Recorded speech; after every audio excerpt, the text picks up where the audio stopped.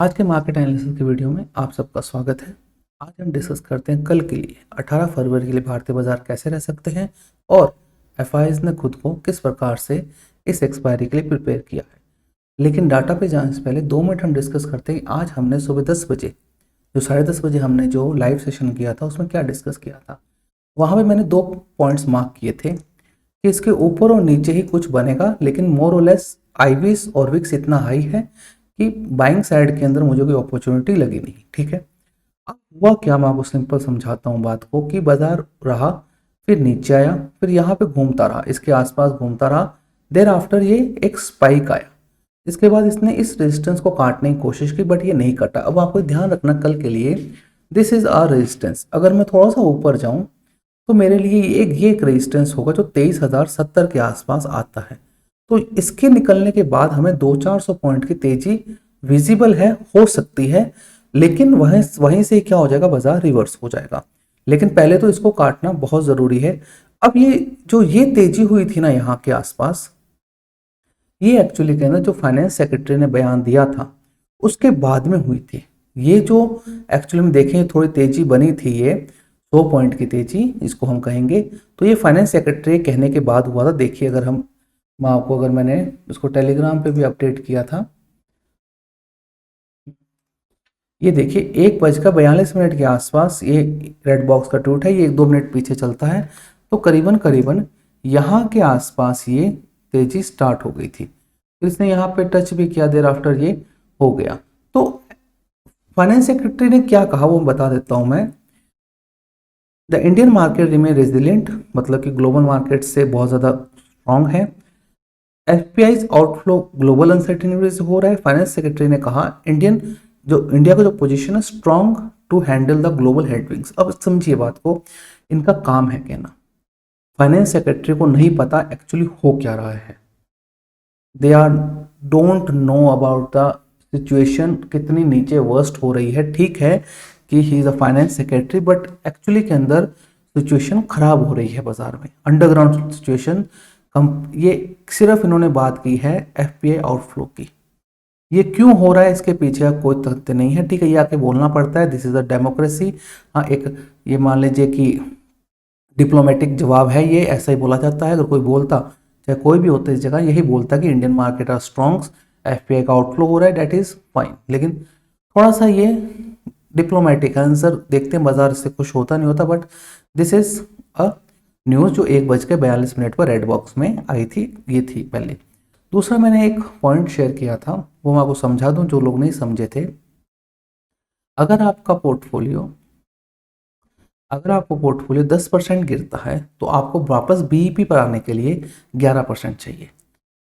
अगर आपका पोर्टफोलियो 20% टूटता है तो 25% चाहिए, और अगर आपका पोर्टफोलियो 50% टूटता है तो आपको 100% चाहिए वापस जाने के लिए ब्रेक इवन पर। गेन की बात नहीं कर रहा हूं मैं।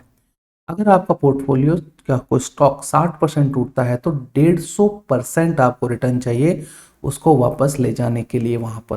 तो ये थोड़ा सा मैथमेटिकल है, कभी भी आप इन्वेस्टिंग करें तो उसको देख कर करें, ये समझ कर करें।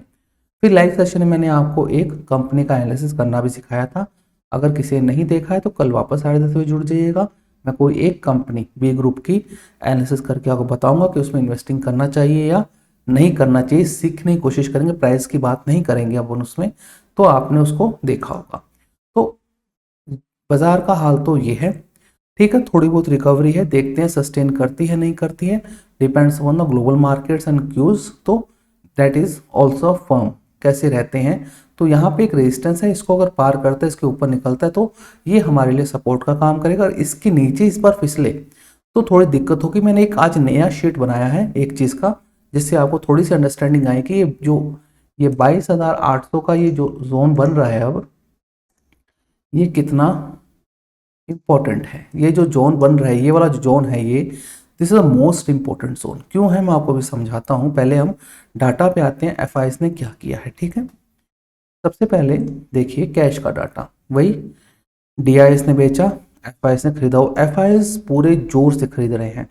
ये थोड़ी सी रिस्क की बात हो रही है कि ये या तो इसको बॉटम मान चुके हैं या ये बहुत बड़ी गलती करेंगे, इनके पास उपचार भी नहीं होगा, क्योंकि एसआईपी का रिडम्पशन 2-3 दिन में और एक्सट्रीम होगा अगर ये मार्केट को नहीं बचा पाए तो देखते हैं 4700 का बेचा है और 39 का खरीदा है, तो ये तो नॉर्मल है, ये हमेशा की तरह है।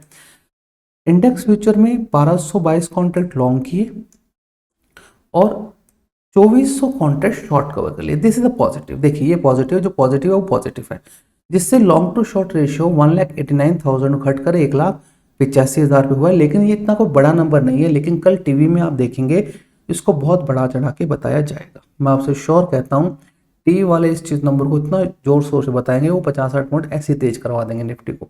देर आफ्टर वो लोगों को फंसाएंगे और वापस से ये होना है, तो थोड़ा सा ध्यान रखिएगा। लेकिन that number is a positive. तो कैश का डाटा नेगेटिव है, इंडेक्स फ्यूचर्स का डाटा नेगेटिव पॉजिटिव है क्योंकि लॉन्ग किए हैं और शॉर्ट भी काटे, तो करीबन करीबन 4000 कॉन्ट्रैक्ट्स का यहाँ पे फर्क पड़ता 3600 कॉन्ट्रैक्ट्स का यहाँ पर फर्क पड़ता है।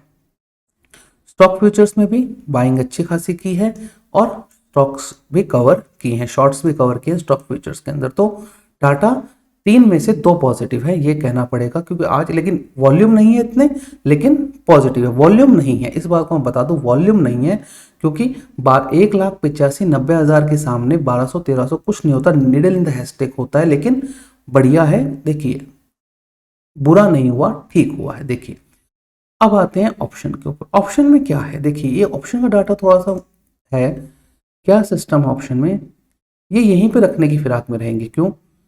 7500 कॉन्ट्रैक्ट लॉन्ग किए, 12,000 कॉन्ट्रैक्ट शॉर्ट कर दिए, कॉल शॉर्ट, मतलब कॉल लॉन्ग की 7562 और कॉल शॉर्ट कर दी 1232 कॉन्ट्रैक्ट। तो ये थोड़ा सा नेगेटिव साइड के अंदर है क्योंकि कॉल शॉर्ट होने का मतलब है बाजार को यहीं रखने की फिराक में है 23,000 के नीचे या 23,050-60 के आसपास।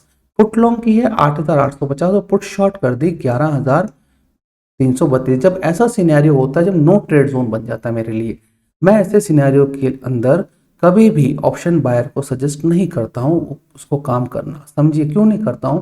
देखिए जितनी कॉल लॉन्ग की उससे ज़्यादा कॉल शॉर्ट कर दी, जितनी पुट लॉन्ग की उससे ज़्यादा पुट शॉर्ट कर दी, तो बाजार कहीं जाएगा नहीं, 100-150 पॉइंट की रेंज में घूमता रहेगा और आपको परेशान करता रहेगा ये। तो थोड़ा सा ये, अब बिसाइड डैट कोई अगर ट्रम्प का ट्वीट आ जाता है तो उसके ऊपर देखिए किसी का कंट्रोल नहीं है, मैं भी गलत हो सकता हूँ, कोई भी गलत हो सकता है उसके अंदर। तो डाटा देखिए मोर और लेस आज कुछ ज़्यादा बना नहीं है, ठीक है। अब मैं जो आपको चीज़ बताने वाला हूँ खुद आप देखिएगा, मैं आपको क्या बताने वाला हूं। थोड़ा सा इसको मैं आपको दिख रहा है क्या?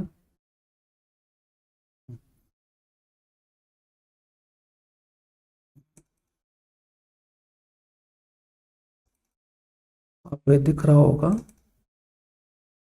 थोड़ा सा मैं नीचे कर देता हूँ, थोड़ा सा आपको आराम से दिख जाए मैं क्या समझाना चाहता हूँ, ये क्या जो मैंने लिखा है वो क्या है।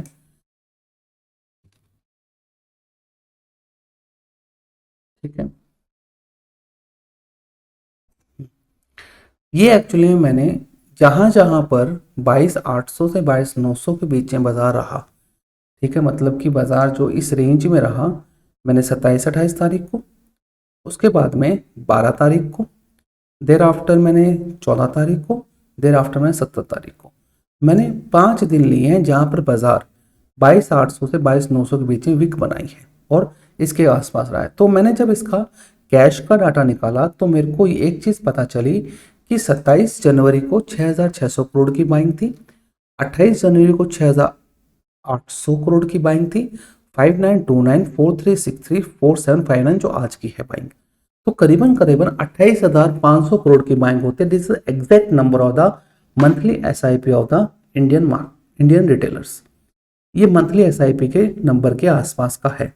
अब यहाँ पे इसका इंपॉर्टेंस क्यों हो जाता है, अगर किसी तरीके से ये 22,800 का लेवल नहीं टूटता है तो ठीक है, लेकिन खुदा ना खास्ता अगर ये 22,800 का लेवल टूट जाता है तो इससे होगा क्या? ये जो 28,000 करोड़ की बाइंग है, 28,500 करोड़ की जो प्रोविजन नंबर है, ये रिस्क में आ जाएगी, ये रिस्क में आ जाएगी और यहां से फिर वो शार्प डाउनफॉल होगा। क्योंकि ये फिर जिन्होंने, क्या होगा कि म्यूचुअल फंड वाले सोचेंगे हमने इस लेवल पर डाला है, इसके नीचे अगर टूट गया तो दे हैव नो ऑप्शंस, ठीक है ना। ये थोड़ा सा मैंने इसलिए बताया कि आपको यह नंबर ध्यान रखना है कि अगर किसी वजह से 28,500 टूटता है तो there after this is a बहुत तगड़ी फाइट हो जाएगी फिर ये। फिर आप लेवल मत देखिएगा, फिर आप कैचिंग द फॉलोइंग नाइफ मत कीजिएगा, फिर कुछ मतलब नहीं रहेगा। अगर ये यहाँ से नीचे निकलता है there after this will be a panic. तो नंबर जरूरी है, मैंने आपको कैश कार्ड बताया। और अब ऑप्शन चेन देख लेते हैं। ऑप्शन चेन में देखेंगे आप दोनों को नुकसान हुआ है, कॉल बायर को भी और पुट बायर को भी। लेकिन ऑप्शन सेलर मौज में रहता है। मैंने सुबह 10:30 बजे कहा था ये बाजार अब ऑप्शन सेलर का है। ऑप्शन बायर कृपया करके बाजार से दूर रहिएगा। और होना भी चाहिए। देखिए बाजार बंद कहाँ हुआ है, ये आपका बाजार कहाँ बंद हुआ है, 22,959 क्या 950 के आसपास बंद हुआ है, ठीक है ना। अब 22,950 की कॉल है, 180 की पुट है, 120 की, 300 पॉइंट का स्प्रेड है, 300 पॉइंट्स का स्प्रेड मिलता है मेरे को। तो मैं कैसे भी खेल सकता हूँ बाजार में अगर मेरे को 300 पॉइंट्स का स्प्रेड मिलता है तो ये थोड़ा सा ज़रूरी है कि मैं 300 पॉइंट में ऊपर नीचे में हैज हूँ, तो मेरे को कुछ करने की आवश्यकता ही नहीं होती है अगर मैं पोजीशन कैरी फॉरवर्ड ही लेके जाता हूँ तो।